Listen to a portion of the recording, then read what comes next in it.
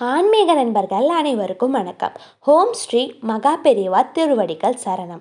நாம் இன்னைக்கு இந்த வீடியோவில் என்ன பார்க்க போகிறோம் அப்படின்னா, காகம் உங்கள் வீட்டுக்கு முன்னாடி இப்படி செஞ்சால் அதற்கு என்ன அர்த்தம் என்று தெரியுமா? தெரிஞ்சுக்கலாம் வாங்க. அது தெரிஞ்சுக்கிறதுக்கு முன்னாடி இது வரைக்கும் நம்ம சேனலை சப்ஸ்கிரைப் பண்ணாதவங்க சப்ஸ்கிரைப் பண்ணிக்கோங்க. இந்த வீடியோ பிடிச்சிருந்துச்சுன்னா ஒரு லைக்குமே கொடுத்துருங்க. வாங்க இப்போ நம்ம வீடியோக்குள்ளே போகலாம். மற்ற பறவைகளை போல் நாம் காகத்தை பார்க்க மாட்டோம்.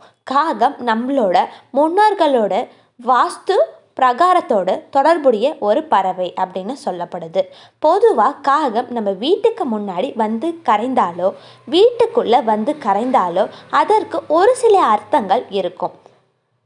ஒரு சில சமயங்களில் காகம் கரைவது நல்லது அப்படின்னு, சில சமயங்களில் கெட்டது அப்படின்னு சொல்லப்படுது.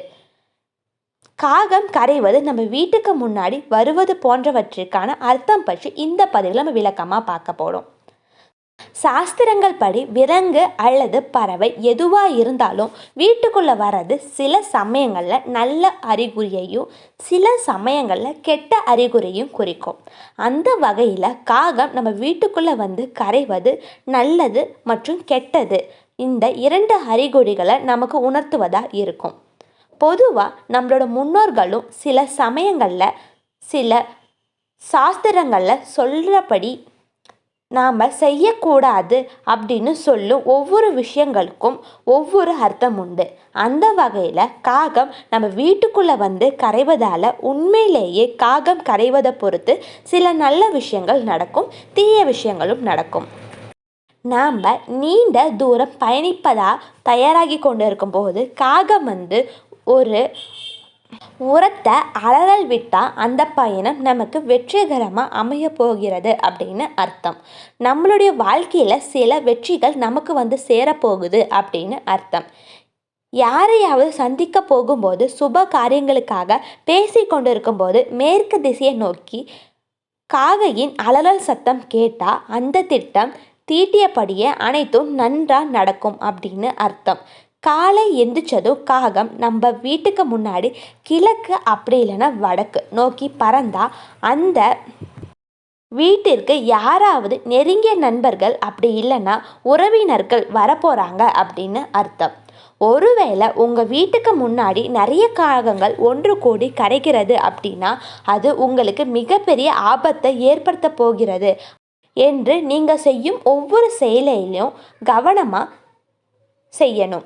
உங்கள் வீட்டுக்கு முன்னாடி காகம் தெற்கு பக்கமாக அமர்ந்திருந்தால் உங்களுடைய முன்னோர்கள் உங்கள் மேலே கோபமாக இருக்கிறாங்க அப்படின்னு அதற்கான அறிகுறி. பொதுவாக கோடை காலங்களில் நம்ம வீட்டுக்கு முன்னாடி அப்படி இல்லைன்னா வாழ்க்கையிலையும் பறவைகளுக்கு தண்ணீர் வைப்பது ஒரு மிக சிறந்த நல்ல பழக்கம். அப்படி நீங்கள் தண்ணீர் வைக்கும் பொழுது அதனை காகம் வந்து அருந்தினா நீங்கள் கூடிய விரைவில் பணக்காரராக போகிறீங்க அப்படின்னு அர்த்தம். காகம் உங்கள் வீட்டில் உள்ள ரொட்டி அப்படி இல்லைன்னா மற்ற உணவுப் பொருட்களை சாப்பிட்டா அது உங்களுடைய முன்னோர்கள் வந்து சாப்பிட்டது போல் அர்த்தம். அது முன்னோர்கள் உங்கள் வாழ்க்கையோடு இணைஞ்சு இருக்கிறாங்க, மகிழ்ச்சியோடு இருக்கிறாங்க அப்படிங்கிறது அதுக்கான அறிகுறி.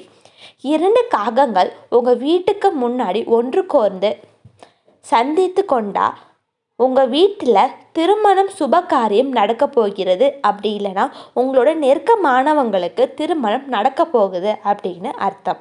எல்லா பிரச்சனைக்குமே ஒரு தீர்வு இருக்கும். எளிமையான தீர்வுகளையும் பரிகாரங்களையும் வழிமுறைகளையும் தெரிஞ்சுக்க தொடர்ந்து நம்மளோட சேனலை பார்த்துட்டு வாங்க. அனைவருக்கும் நன்றி. ஹரஹர சங்கர ஜெய ஜெய சங்கர, ஹரஹர சங்கர ஜெய ஜெய சங்கர. இன்னொரு பதிவில் சந்திக்கலாம்.